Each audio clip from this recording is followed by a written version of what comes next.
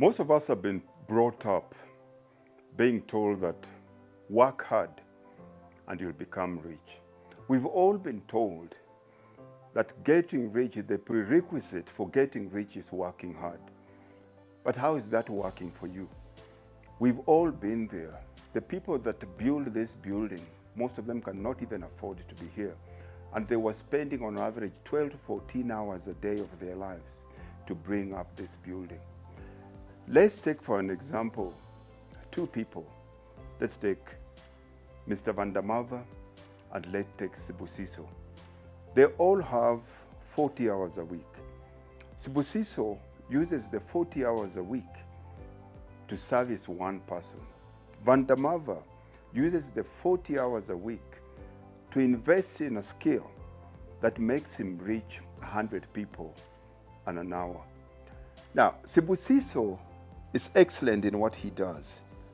Nobody doubts, neither does anybody dispute that he is the best in what he does. Vandamava, everybody agrees collectively that he is mediocre in what he does. But Sibusiso serves one person for 40 hours a week. Vandamava serves 10 people in that 40 hours. Now, you tell me, if you had to take these people and use their bank account as a mirror, what story will it tell you? So, I'm not saying that hard work is bad. I'm not shooting it down. Hard work is good for character. But there is one thing that hard work will guarantee you, and that's not a fat bank account. It will guarantee you being tired. People that work hard work tired. Now, let's look at what we need if we're going to make money. There are a couple of things that are fixed. And with us understanding what are needed, what ingredients are needed in wealth creation, then everything changes. So what formula must we use if we're going to be rich? Let's use a very easy formula. Let's use mindset plus skill set, mindset plus skill set plus leverage, which is tools, equals wealth.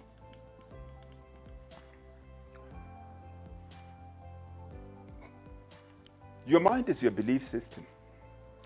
Now, if you've been brought up believing that the only way for you to become rich is to work hard, it becomes very hard for you to look for other ways of becoming rich. Because if working hard makes you rich, my mother in the village, the people in the village, these people wake up 5 in the morning. They work the whole day, digging that ground under the hot sun. But trust me, they live in some of the worst conditions that you'll ever see. So this mindset here first, we have to change our definition of wealth. And one of the things that we have to completely break down here is hard work does not equal wealth. That is one thing that we have to completely break. Hard work does not equal wealth. So what do we need if we're going to be wealthy? Or what is common among the wealthy people that we know? And let's look at statistically now, the wealthiest people, the top 5 wealthy people in the world: Elon Musk, Larry Page, Jeff Bezos. We have the Google guys. Now, what is common among these 5 men? Number one, they're all white. And that says something. Whether you like it or not, it says something. Number 2, they all live in America. Number 3, they're all in technology. Number 4, none of them are Christians. Number 5, I've never seen any of them go back to school to study. And lastly, which is common among all of them, they're all school dropouts. The evidence is there. So there are mindset here that for me to become wealthy, for me to become rich, that I have to go to school for so many years, study for a certain period of time, and to increase my income, I have to get more paper qualification. The hard evidence slaps me hard in the face. It tells me that that doesn't work. So I have to change my mindset here. I have to worship hard work for totally different reasons, because it proves something to me or it builds my character. But that is not the shortest, more sure way for me to get wealthy. Then it brings us to skill set. Most of us as black people, unfortunately, the only skill set we have is our tertiary education. For us to get more money, we think we have to increase here. And going back to the same analogy of Sibusiso and Vandamava, the Vandamava's skill set here, he's found a way, or he's found a problem that is shared among many people, rather than Sibusiso here that is a doctor that serves one patient at a time. Vandamava here is completely changed. Now, as much as education is good for me, because education makes it easier, my belief is your point of going to school is simply to make it easy for you to be teachable. But going to school as a prerequisite for you to make money or become rich, this, based on the hard evidence we have of the richest people here, automatically gets disqualified. So this skill set is no longer what you got in your tertiary education. It's not the certificates that you got in school. It's the things that you learned outside what you got at school that has made it easy. And this changes skill set. It brings us things like marketing. It gives us things like sales, communication. This is most of the things that most of us never went to school to study. We've got these qualifications, degrees in religious studies, in history. But the skill sets that make people money outside in the real world, most of us haven't. So Sibusiso has technical expertise as a medical doctor. Sibusiso has technical expertise as an accountant. Sibusiso has technical expertise as a teacher. But Vandamava here has studied on how to reach from one to many. He understands how to broadcast himself. He knows how to reach, to make himself talk to 1,000 people at a time, while Sibusiso, though very good at what he does, can only talk to one person at a time. So we have to, on top of what we have from schools, these are the things that now we start to invest in when it comes to skill set. Then leverage. Why is Elon Musk the richest man in the world? Why is Johan Rupert the richest man in South Africa? Does it mean that Johan Rupert works harder than I do or you do? It doesn't, because we have a certain number of hours in a day. We all have 24 hours in a day. So even if Johan Rupert works 12 straight hours and I work 8 hours or I work 4, there's no way he's going to be a billionaire while my bank account does not reflect the hours that I work. Then What is the leverage here? Then it becomes easy if we use an analogy of an athlete. Who is the fastest man in the world? The record still holds Usain Bolt. Usain Bolt can do 100 meters in sub 9 seconds. So if I told you that I, Mululu X, can run faster than Usain Bolt, what will be your immediate reaction? I bet you look at me, pull a face and laugh. But what if I'll finish that 100 meters faster than Usain Bolt because I'll be on a speed bike or because I'll be in a car? Now, it's no longer about the effort that Usain Bolt puts in the race. It is about the vehicle that we use from point A to B. Now, if Usain Bolt, which is Johann Rupert here, which is Elon Musk in the world, if he is richer than all of us, then it's not the effort that he puts in.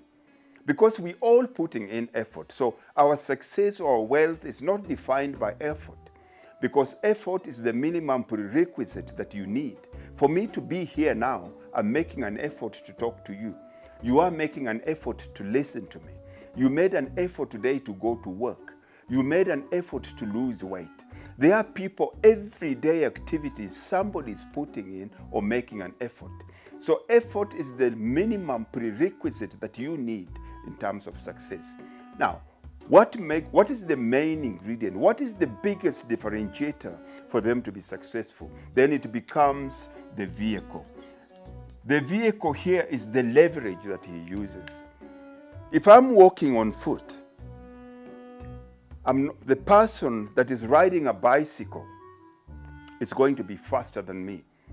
Walking on foot is cheaper because I don't need anything here in terms of investment. I only need myself and my energy. But if I have to get a bicycle, then it's going to cost me more. That bicycle might be 2,000 rands. But if I want to get there faster than the bicycle rider, I need to get onto a motorbike. Now, the minute I change my mode of transportation, the price tag goes up. From my feet here, I need to buy a good pair of shoes, which might be 2,000. Moving onto the bike, I might need to spend at least 20,000. Moving onto the motorbike, I need to spend 100,000. Moving onto the car, I need to spend 200,000. Moving onto a better, faster car, I need to spend 2 million rands. If I have to get a plane, I need to spend easy 200 million. Now you see, the kind of vehicle that I use, it keeps on increasing the entry barrier, but it shortens the distance from here to there. Now, what do we need if we're going to be wealthy?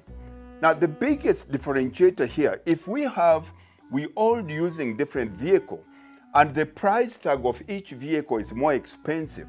So if I'm walking here, I'm riding a bicycle, I'm riding a motorbike, a car, and a plane. All these vehicles, the price tag changes, but they both compress time. So it means here, this one here, I'm going to get here faster. From my aeroplane is going to get me to becoming wealthy faster, but it's going to cost me more in the interim. So the entry barrier for the fastest vehicle is more expensive. Now ask yourself at this point, what is your mode of transport when it comes to wealth? But we have one denominator here that we can all play with, and that is what we call time. Time is the most expensive asset, but it is a diminishing asset. It is a limited asset. It is a limited resource, Time is a limited resource, but we all have. Remember, all these people are working within the constraints of time because we all have 24 hours. So if any of these people, if I was competing of people in these different modes of transport, were all competing to go to Cape Town, this person that is walking to Cape Town might take them easy a month. This person on a bicycle might take them 2 weeks. This person on a motorbike, it might take them a week. The person in a car might take them 2 days. The person in a plane takes them 45 minutes. Right? Now, what they are saving in the interim, which they're going to use and cash in the end, is time. Now, time is more expensive than money. Time is not money. And that's one of the mindsets here that we have to change. Time is not money. Time is more expensive than money. Time is the only true democracy in the world that we all have 24 hours. But not of us use it the same way. Time, unfortunately, it is a limited resource. You cannot save it. You cannot pause it. You cannot gain it back. Now, understanding how much your time is worth is a bigger determinant of how much money you will make in the end. Because the minute you understand time is to life as to what money is to a business or what blood is to your body, then you realize you have a very limited time and you have to choose properly what vehicle you're going to use. Let's look at time. How much is your time worth? Because unless you understand this, you can never understand how much you will be in the end. Let's do a very easy mathematics here. We have 24 hours in a day, and each hour has 60 seconds. So if we have to multiply this, it gives us 1,440 minutes a day. Okay? Now we have 1,440 times 365 days in a year. That gives us 525 and 600.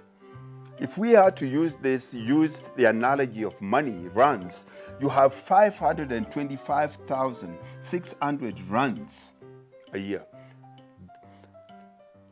So if your time is worth, if 1 minute is worth 1 rand, then you are going to make 525,600 rands a year. Now, for you to find out how much your time is worth, you take what is your total annual income divided into 525,600,000, and that will tell you exactly how much your time is worth. We all have a price tag on how much our time is worth. Now, the minute you find out how much your time is worth, is it 5 rands, 50 rands, 500, 5,000, 50,000, 100,000, whatever. The minute you find that, then we have to bring in this formula. How are we going to make sure that what determines how rich you are? Is it your total worth determined by how much money you have, or how fast you make that money? Because the trick here is not how much you have. The trick is how fast can you make that money? Because if we take Sibusiso here, and we take Vandamava, they're both billionaires. Stick with me here. Now, Sibusiso makes 25,000 rands per year. Sibusiso has been doing this for 40 years. So in that 40 years, he's accumulated 1 million rands. Vandamava makes 1 million rands a year. Technically, they're both millionaires, but Vandamava is 40 times richer than Sibusiso. So what makes the difference? It's not the amount, because over 40 years, 1 million rands is gone through the hands of Sibusiso, but Sibusiso cannot show where that money is. Technically, he is a millionaire. Technically, most of us are millionaires. If you look at how much money is gone through your hands, but you cannot show that money. So then wealth is not a function of how much money you have. Wealth is a function of how fast you can generate that money. Because Vandamava here can generate $1 million in a year. Somebody else can generate that $1 million in a month. So for us to be able to become rich then, we need to come up with ways of generating that money fast. So you don't have a money problem. I don't have a money problem. I have a speed money creation problem. If I made what I make in 1 month now, and I make that in a day, I'm going to be better off much faster than I've ever been in my life. Now, my question to you is this. How much is your time worth? Because if you don't understand how much your time is worth, you're going to be underpaid, you're going to abuse your own time, and there is a high possibility other people are abusing you. Which of these points resonate with you? Share in the comment section. If you haven't subscribed to the channel, subscribe, like, and I hope to catch you soon. God bless and take care.